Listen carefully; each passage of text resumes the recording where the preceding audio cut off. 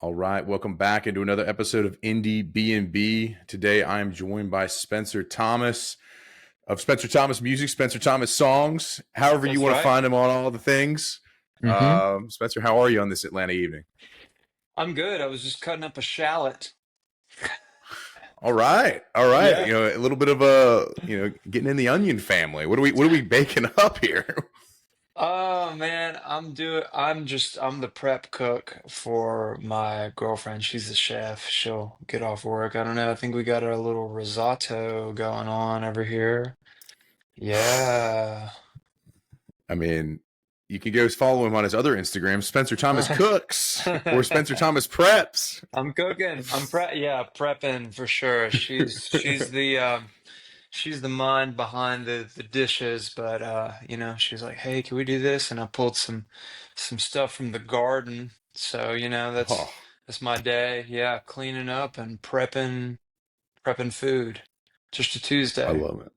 Hey, hmm nothing like it. Tuesday after Memorial Day, got to get some gardening in, get some zen in after all the hot dogs and stuff, right? For sure. Hot dogs and fireworks, right here in this very backyard. We did it up like that. I love it. I love it, man. hmm Well, want to understand. I discovered you through Instagram video you put up from a show you played with the Future Birds. So I was also hmm in attendance, and I was like, "Hey, this lawyer's guns and money. This looks sounds familiar." And I was like, I'm pretty sure I was there. I was at that one. So, Yeah. how'd you get to do that? I mean, like you guys, you kind of are a touring member of that band, or what's the kind of the situation there? I was until until December of last year. Yeah. So I knew the guys for a while because I played in a band in Mississippi that used to open for them. When I moved into Georgia, Thomas from Future Birds reached out. This is after I like kind of left that band and did my first solo record. And he said, "Hey, like, love your record. Love for you to come over to the house." This was kind of COVID times, so we were like Mm-hmm. hanging out on the porch, having drinks, shooting the shit. And they asked me to fill in on drums for some backyard shows, because I really kind of came up as a drummer. And so So we went through that whole process. I filled in on bass a few times and then became the keys player in 2021 and then played throughout the those years until the end of 2024, playing keys with the band. And it was great. I saw everything, toured all over the country multiple times, had great experiences, met great people through them, but um I knew that ultimately what I wanted to do was play my own music. So Yeah. it was a really nice opportunity for them to allow me to play with my band at the Eastern. And it was kind of Yeah. like it was a nice, like, exclamation point on my Future Birds retirement and showing them this is what I'm getting into now. Yeah. Well, I mean, like I'm sure you get all those kind of connections and experience, and like how has that kind of fueled your you're touring a lot right now. Like, how has that Mhm. fueled kind of the things you're doing, some of the things you're doing now? Oh man, just the fast track of being able to like know who I can contact where. Um, that's really helped. I mean, I did a lot of touring in my years in my old band in Mississippi called Young Valley, and I booked a lot and we toured all over the country, a couple of times as well. But all of those connections, I would say, have more or less run dry, just because that Hmm. was years ago that I was doing that. So it's really nice to be able to reach out to some people that I've just seen, people who are promoters Hmm. or talent buyers in town, and I can play in their smaller rooms or be referred to more listening room style things because I'm touring mostly Sure. solo these days, to, you know, honestly, like make my living. It's better for me to get the solo show really tight and until money comes up for me to like properly pay my band. Yeah. Yeah, it's funny. I've as I've kind of gotten into this, I've seen that like some people have like a grander idea of like, hey, like I want my live show to be this, but you kind of have to start, and it seems like for everybody, got to take the steps and be, hey, like let me get this as tight as I can, just me, and Hmm. then once I can get to that point to really build it up, like that's when we'll start bringing the people along and adding another person, adding a adding Hmm. another element to it. So, um, well, with you, like, you obviously you mentioned you were in Athens prior, great Hmm. music town. So, like, how has that kind of influenced you a little bit? Moving from Athens to Atlanta, like, kind of that transition. Um, Not being a big fish in a small pond, for sure. I mean, Yeah. I came up from Jackson, Mississippi, and it was a great music scene there, but it was one where everyone knew everyone, and it's not to say that people didn't have an opportunity out of Jackson, but you're more likely to swing and hit if you're based out of Athens or Atlanta. There's more there. It's easier to get to bigger markets from this Hmm. area, um, and so I do feel like I showed up to Athens and realized, oh, there's more accessibility um, to booking agencies and record labels, and there's multiple studios around town, and so there was more of an opportunity, um, just just from Mississippi, and there was also a little more of a competitive edge from people who are. I'm 33, so I mean, people in Athens who are. I mean, I know people who are absolutely killing it right now who are 23. So I mean, and I didn't want to get lost in that comparative mindset because we have different goals as far as that goes. Sure. Um, but the edge there is definitely was fueling and motivating, and Hmm. feeling like the people around me in Mississippi came from a more traditional way of writing a song, and I feel like uh, in Athens there's a lot more like band-based songwriting. So that was something cool to pull from as well. Yeah. Now, for you today, like, I mean, for Joke of Life, which came out in 2024, Hmm. is that band base? Is that you in your living room? Like, where are we starting, kind of on that record? They've all, uh, I would say 95% of the time, the songs just, start and end with me on a guitar and a piano, just making sure that Hmm. they work. There, a lot of them, if not all of them, are usually road tested. I mean, because Hmm. you can kind of feel and get an honest reaction from people whether or not something is really working. And then I'll go in and record with more of an arrangement in mind. And I've had a few people like my friend Lars Hefner, who plays in the band Hefner. Who I don't have you interviewed Hefner? I have not, and Okay. it's been one that's Jameson Tank. Like on my first one time I talked to him, he was like, "Yeah, man, like you need to get these guys on, these guys on, these guys on." Hmm. And yeah, I'd love to have Laura. I'd love to have Lars on. Yeah. That'd be awesome. Yeah. Yeah. Jameson is what a connector, that guy. Uh, Yeah. Yeah. But but Lars wrote a lot of the guitar parts. I had a lot of Athens flavor all over the record. And so I would say that the arrangements were completed by a lot of the musicians that I brought in, but the song at its core is just from here, Yeah. guitar, piano, I show up with it. Do what you will with it. Let's make something more special about it in a full band arrangement. Yeah. Now, like you've mentioned that you've played every instrument. Like, is there any instruments you can't play? Like, what do you got? Like, you've literally you've said a bass. I rolled into the drums a little bit. The guitar, piano. I mean, like, what can't you play? I can't play the saxophone. Um, Oh, I, yeah, but luckily I have friends who do. yeah. Yeah, so like woodwind instruments, I was a tuba player. Um, Through college, actually, to pay for my school, I was a tuba player. Yeah, so I mean, I'm familiar with like horned instruments. But yeah, but like the basic. drums, bass, guitar, keys. I have familiarity with that. I'm not Hmm. a guitar shredder, but I can Yeah. play chords, I can play lead parts. I don't have the same technical ability as people like Lars, but as far as what my vision goes for songs, I can get the job done. Yeah. I Hmm. guess, and that's probably the most important thing. So, I mean, Yeah. being able to play them all, like, if I bet you, have you wanted to learn anymore? Like go in and like, get into saxophone a little bit or some woodwind action, or is it more Mm. just like, yeah, I got what I got and I'm good.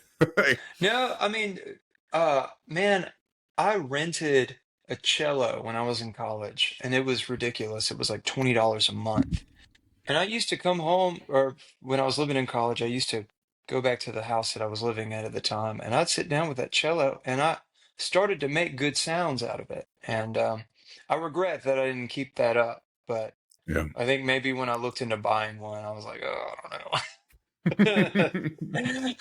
But Yeah. I love that sound. Of course, I would be interested in playing a saxophone, and I think that if you write music, I think picking up a new instrument is so helpful because Yeah. once you play a melody on that new instrument, um, well, then it sounds like the best thing in the world to your ears. You could play it on guitar, something you're familiar with, and be like, oh, it's okay, but maybe if you pick up a saxophone, you go, "Ooh, that's interesting. I like how that sounds," or like maybe Yeah. the melody is more of a hook that way. Interesting. Well, within your like the people you brought in, like have some people brought that flavor, like on Jug of Life, anybody bring anything in particular that you're like, man, they brought that sax on this one, or Hmm. Yeah, well, saxophone speaking, my Carl Brummel, who plays guitar in My Morning Jacket, he sure. is also an excellent saxophone player. I don't think people know that until they see the band live, but Carl offered saxophone on The Joke of Life and How Come Heartbreak on the record, um, and did a fucking great job. So speaking directly to saxophone, yeah. And then there's also Lars, man. I mean, Lars is he's such a tasteful guitar player, and when I give him enough time to really sit down with it, he plays a guitar solo that's on Fake Rain that'll Hmm. bring tears to a glass eye, and it's just so good. I mean, like, I just Yeah. love being around really talented people. Andrew McFarland, uh, who played drums in Neighbor Lady, which I'm wearing a Neighbor Lady shirt right now, No. actually. He played some great drums on Misty Eyes and also Fake Rain and Woman Who Smokes Cigars on that record. So Yeah. it was a hodgepodge of people, and I don't know if I could keep up with that next record around. I loved that it's a big staff of people who played on it, but I'm kind of like, all right, that's a lot to control once you get into the Yeah. mixing process and also making sure that everybody, gets paid what they're worth too. Yeah. Yeah, for sure. Well, you mentioned "Woman Who Smokes Cigars." That's one of the songs I kind of wanted to, spotlight. When I was Yeah. listening through the record, that was one that I was like, it kind of drew me in, and I'm a very lyrically inclined person. So if we could start Hmm. there, like I'd love to Yeah. understand the story behind that one. Coming from nothing to something. Um, yeah. So it kind of will maybe start with pieces of stories, like pieces of things that I've experienced, but then Hmm. it turns into a character. And this character is kind of wandering the streets of New Orleans and is maybe a few cocktails in and drifts off from his friends and goes on his own journey and, is sitting in this loud ass bar reflecting on a person, a woman who is maybe uh, maybe not real, maybe of his dreams, somebody that he wishes would come down and sit next to him and engage with him, but instead he's what he hoped maybe would happen. Uh, on that kind of night really just ended up with him being in a loud ass bar with a bunch of people just chomping conversations at him that where people are so drunk they're just talking at you. Yeah, Yeah. and I really relate to that experience because I'm very much like a I'm like, let's sit outside and talk one on one. Like, if I have to yell in order to have a conversation with you, I'm just not gonna do it. It's just not like that's just not the experience I like to have. Um, so part of that is kind of, drummed up with maybe a couple of experiences that I've personally had just hanging out in New Orleans or other nights. But yeah, I wanted somebody who was feeling lonely and maybe feeling a loss for something that is a figment of his imagination. Um, Hmm. and I thought that those couple things about like um, uh, a group of people telling jokes, and then somebody pulls out a cigarette, and everybody's like, "Oh, can I have one? Can I have one?" One gal lights up, and now they're all bumming smokes. And you kind of like it makes you think about like being in an unfamiliar place and being by yourself somewhere, and you see this little like friend group hanging out, and you kind of maybe you're somewhere outside of your community and you're kind of longing for that same sense of community. And so this is kind of where I imagine this character is. Um, and so he's just like drunk and dreaming up this fictional badass woman partner who is lighting up a cigar. I love that. I think like Mm, I definitely when you mentioned New Orleans, I can picture it now better. I was like thinking about it like in the Athens perspective, but then I'm like, mm, you know what? I think like New Orleans that fits much better in like the mm-hmm, I think the line is there's a line or like a like concept of like, hey, being more like feeling better in an empty bar versus being like in a full bar. Like I think I mm-hmm, totally jive mm-hmm, with that. Like I think like it's definitely a thing. So yeah, I mean I love that the tune and the kind of getting the story behind the character. I kind of love to mm-hmm. hear where that kind of comes from and. So it's not a personal experience. It's more of an amalgamation and a character based on some personal experience. That's good to know. Yeah, I mean, a lot of them, I've had some, I mean, I think we've all had plenty of songs that are like direct from experience straight out to paper. Um, Yeah. and sometimes a song will come, I don't know, like maybe it was the title that came first. I can't really quite remember, but Mhm. I write from titles a lot, and because I kind of have a place to write towards. And so the story will kind of develop in the journey to the title, if that makes sense. Yeah.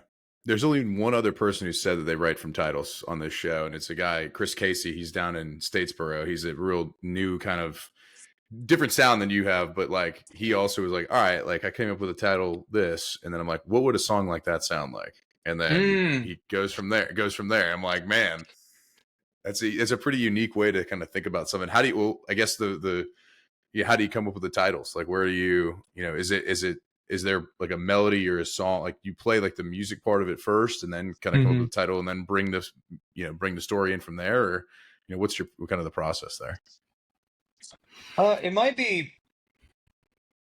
it might be a just a line. Sometimes it's happenstance. Sometimes I'll just hear people say something like I had a friend say, she doesn't know she does it.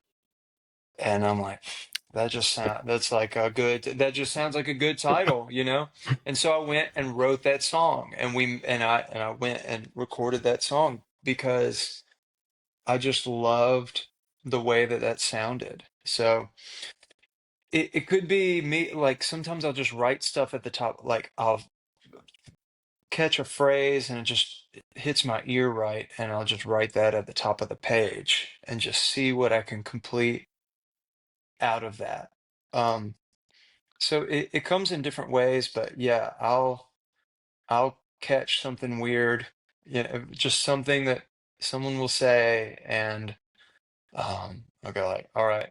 if I have a title, about 9 times out of 10, I have a song. I can just, Oh. I think I just need like, I'm very much like a clear instruction sort of person. Like, I'm not a hints person. Just like tell me directly what I need to accomplish. And I think that that aligns with my personality really well when you say, there is the title, write a song to meet that title. And I'm like, okay, cool. That's the goal. Let's go to the goal. Man, she doesn't know she does it. Sounds like, I mean, like that. I can hear. I feel like I can hear that song. Like, Yeah, yeah, yeah. like, It exists. I have it. Uh, it was a standalone single. If you're checking Spotify right now, yeah. I'm I looking at might. her. Yeah, I'm looking at it now. Is it on there? Because I'll tell you what happened. I think I had it originally on TuneCore before I signed with Strolling Bones Records, and I think my subscription ran out. So I, I don't know if it's up there anymore.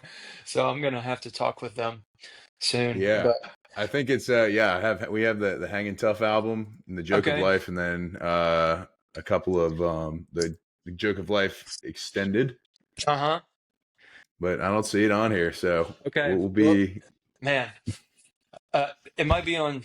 It might not be on YouTube either. Well, anyway, it's like the most Tom Petty. It's like we went full Tom Petty. love And that. I love it. I think it's a great song. And but yeah, we were like, let's what would Tom Petty do? Yeah, I Mhm. can. Oh man, that's awesome. For you, when you're creating your solo set list and like kind of going in, like you mentioned that some of these songs are road tested. Like Mhm. when you go and like play, are you intentionally playing like, all right, I'm gonna play, I got my kind of my set, but then I got some rotators that I gotta, come in here and test. Like what's your kind of thought process when you're going in and like, all right, we're going in tonight, playing Gainesville, Florida. I need to, test out, a couple of these. Like, how are Mhm. you creating that? Hmm.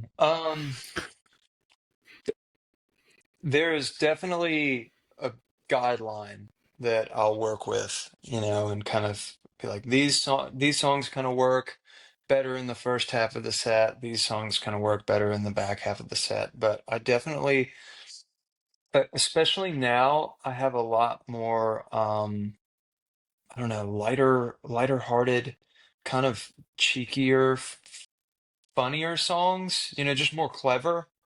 Um Mm-hmm. to balance out the kind of depression era songwriting that I was going through in my first record. I felt like, I don't know, in everybody's first record, I feel like in some ways it's kind of just figuring out how to channel um, your uh, stuff into music. And but as I've branched out more, I have things that are a little more clever and funnier. And so I really just try to create a balance between, what's more of a ballad, what's more of a up rock song, what's kind of funny and cheeky, what is kind of a like a more lovey ballad. How do we really go with the show and really bring them up, bring them down, make them laugh, make them cry, you know? Does this have a good story? Is this a good transition going from here, telling this story and going into this song, And so I think a lot about that to the point where I'll, I shit you not, I will sit down with a set list and with however long I'm supposed to play, set a timer and tell the stories um, between to a fake audience, like I'm going through the set as if I'm performing, just to one, make sure that I'm not going way too long, and two, make sure that the set list is balanced out and I can like refine the stories about the songs just as well as I Yeah. can tell the song, play the songs. Like it's kind of feels like stand-up comedy. Um, Yeah. but I think that's part of doing a solo show is being able to, you got to keep people engaged. And, your seventh sad song on an acoustic guitar, you just like, you lose them, you know? Yeah. So I have an advantage of being able to go from guitar and piano. Um, Hmm. and I think when it's feeling right, when we're having a good time, the set's going well, I feel like people are engaged. I'll be like, all right, I'm gonna try a new one. And if people are like, yeah, Hmm. yeah, then um, so a lot of the rotations can happen spur of the moment like that, and other Hmm. times I'll just put them in the set and see if they work, and then maybe Yeah. they'll hold that spot for a few more shows. Is it a pretty cutthroat evaluation? Like, what's the how do you play it out the crowd? What are the things you look for, I guess, as a reaction from them to like be like, oh yeah, that one's we hit there. Um, hmm. Feedback is great. I mean, if anybody says this song, um, especially if they call it by the title, um, then I know that they resonated with it. So I'm like, okay, keep that one in. But also just, you can feel attentiveness Hmm. even if people aren't talking. Um, if they're quiet, and you feel that energy, like you could hear the needle drop, then I feel like that's a good tell for me that people are really resonating with what's going on in the song. Um, and if people are starting to drift and yeah, I mean, some some people are just talking crowds. Sometimes you just run into talking crowds. I can't stand people talking in crowds. It's like It's like talking in a movie. I'm like, why'd you come? Just go Yeah, outside. Like, yeah, yeah, and I've experienced this in a lot of spaces because in order to like honor the songs, I'm just trying to play more listening rooms, living rooms. Uh, yeah, Not to mention, I feel like there's a financially better outcome. There's more connection for me, networking wise, and like just between fans and music. Um, but yeah, I've dealt with some living rooms and a few people that are just, I'm like, why'd you even pay to be here? And I just have to say, hey, look. If you really need to have your conversation, just like go outside, have the yeah, conversation and come back in. But don't you ruin the experience for me and the people that are sitting there next to you if you do that. yeah. That's a good point. Well, we'll transition that kind of off the touring piece and roll into something a little bit more lighthearted. You had said you had some fun cheeky stuff. We got some fun cheeky stuff on this show as well, Hmm. so we'll Uh-huh. rip into some of that here. This is Pete Okay. Peterson's party pack of questions. It's going to be Oh. 20 questions right in a Uh-huh. row, and it's going to be rapid fire. So as soon as you know your answer, just rip it. Okay. Uh, and here we go.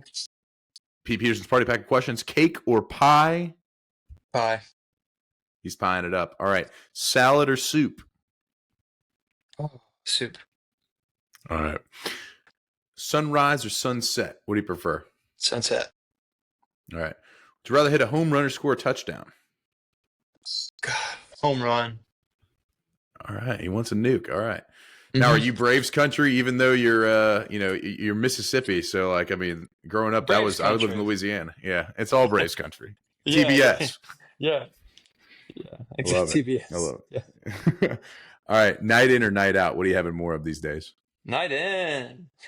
All right. All right. When you do go out though, and your jam comes on, are you more likely to hit the robot or the worm? I'm more likely to not really dance, but I would say that I have about the hip movement of a robot, so I'm gonna say robot. Okay. All right. We need to work on the hip flexibility. We'll get in there. We'll get you some bands or something. We'll like that. All right. Guac or queso at your favorite Tex-Mex spot? Guac. like walking around. All right. Waffles or pancakes? Ooh, pancakes. All right. All right. Coffee or tea with your pancakes? Coffee. Coffee all day. All right. Dogs or cats? Oh man, this one's hard. The reason being, we have a dog, but we just rescued a cat, and I've been very fond of this little guy, and so it's been a tough one. But I've always been team dog. Whole family's been team dog, so we'll just go team All dog. right. All right. Are you more like a ninja or a pirate? Ninja. Ninja. Gatorade or Powerade? Gatorade. Toast or bagels? Toast. Toasting it up. All right. Chips or pretzels? Oh, God. I just That had some includes soft ruffles. pretzels. Oh man, I just had ruffles and they're delicious, so I'm gonna say chips. All right. All right. What about fries or tots? Mmm, fries. Fries. All right. After a long day in the garden and chopping shallots, are you more likely to rip a TV show or a movie? It's been TV shows lately. Oh, dude, Revenge. Look, he's like, what did you say? Did you say that dogs are better than cats? What did you say? What's up, man? What's up? This is Benny. Say hello, Benny. Benny. Yeah. Okay. Anyway, I would say I'm on the show series lately. Yeah. Okay. All right. Are aliens real? Oh, yes. All right. Bigfoot. Real? Not real. Bigfoot. I want to believe. I want to believe. Um, there's so much attraction around Bigfoot, but like, it's out there, man. All right. Is love at first sight real? I I don't know because I think I think I've believed that love at first sight is real, and then I'll hear that person talk for 2 seconds, and I'll be like, oh, maybe not. Nope. So, Maybe not. sorry. No, Hey, I don't no, believe. dude. All right.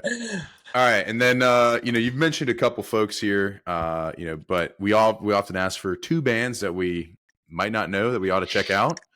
You may Mm. use Hefner if you want to use Hefner as one of your two. I mean, Hefner for sure. They're coming out with their next. Well, I know that they have a fourth record in the can.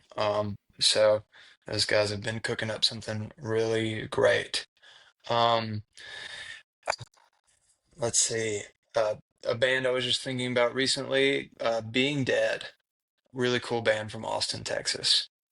Um, Being Dead. Yeah. Oh, Three-piece, kind of almost like if the Mamas and the Papas had a punk band. I don't know how else to describe it. It's got those kind of weird harmonies, but fast, aggressive, flips on a dime. They're great. wow. All right. Being Dead, a little bit of Hefner action. Mm, We gotta get some mm-hmm, people checking them out. So, mm-hmm. and the final question on this show, I would love for you. I know you're gonna have to take your phone from where it's placed, but please share with us your last Spotify search, and I will do the same. Oh Um, man. Okay. Let's see. Wait, how do you still wait, how do I share my screen? you'll stay on. You'll stay on. You just don't exit out of the app. There you go. I don't. Okay. So okay, let's see. Um, my last Spotify. Well, okay, I'm an Apple Music guy. Okay. Um, Either one. let's see. Do you want me to just, what, read off what top Yeah. five? Just top two. Top two. Top two. Um, Young Nudie because his face was on the side of a mural of his was painted on a gas station, so I was trying to see about that record. And then Heavy Metal, um, Cameron Winter from Geese. Um, Oh, okay. I was showing a friend who was showing me more Geese stuff that I hadn't heard before, not to be confused with Goose. Um, and someone last year showed me the Cameron Winter record, and it's kind of Hmm. jarring at first, but after you hear it a couple times, you're like, I think this is actually really beautiful. All right. Hmm. See, the fact that you mentioned that painting though gives me hope that people will continue doing that, because like that's a Hmm. great form of you know advertisement, just putting something, Yeah. putting something out there. So Hmm. hey, third studio album. I mean, we're gonna get some Yeah. graffiti going. Like, let's get something out there.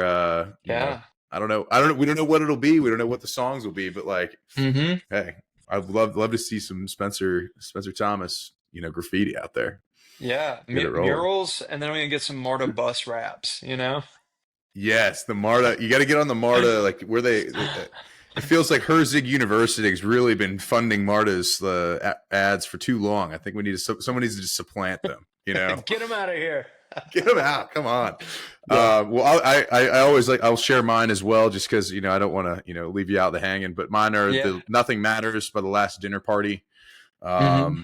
It's a great track, and then Brandy, You're a Fine Girl by Looking Glass. So I Yeah. was I guess I was feeling some Brandy, which Hmm. as one does, as one does. That's great. So. Well, Spencer, thank you so much for joining us today. Yeah. We'll be streaming. Everybody go stream Joke of Life, on your Hmm. Apple and Spotify. We'll have, it linked below. Of course, check out him on tour. Where can we find the tour dates on the Instagram? They're out there. It will be on my website. Uh-huh.